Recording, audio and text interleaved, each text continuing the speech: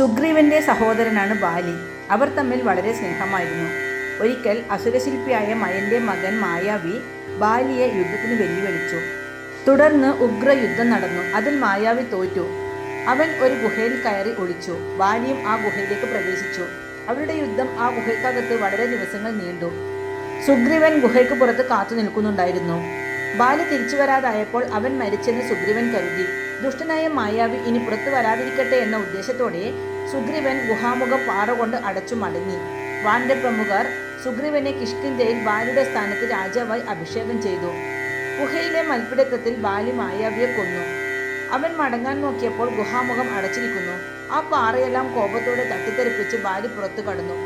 മരിച്ചെന്നു കരുതിയ ബാലി തിരിച്ചു വരുന്നത് കണ്ട് സുഗ്രീവൻ ഓടിച്ചെന്ന് ബാലിയുടെ കാൽക്കൽ വീണു. പക്ഷെ ബാലി ക്ഷമിക്കാൻ തയ്യാറല്ലായിരുന്നു. തന്നെ കൊല്ലാനും തന്റെ രാജാധികാരം തട്ടിയെടുക്കാനും സുഗ്രീവൻ പദ്ധതിയിട്ടിരുന്നു എന്നാണ് ആ മൂഢൻ വിശ്വസിച്ചത്.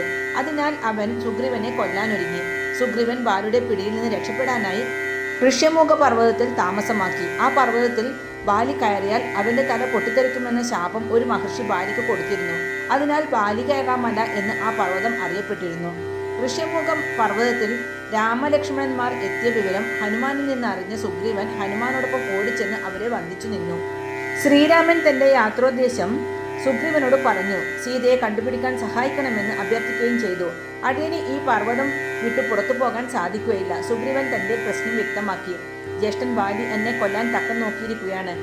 ഹനുമാൻ ബാലി സുഗ്രീവന്മാരുടെ പകയുടെ കഥ രാമന് വിവരിച്ചു കൊടുത്തു.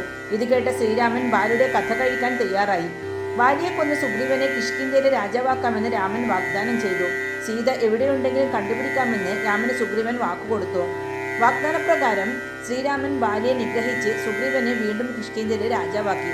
താമസിയാതെ സുഗ്രീവൻ വലിയൊരു വാനരസേനയെ സീതാന്വേഷണത്തിന് സജ്ജമാക്കി. 1 മാസത്തിനകം എല്ലാവരും സീതയെക്കുറിച്ചുള്ള വിവരങ്ങളുമായി തിരിച്ചെത്തണം.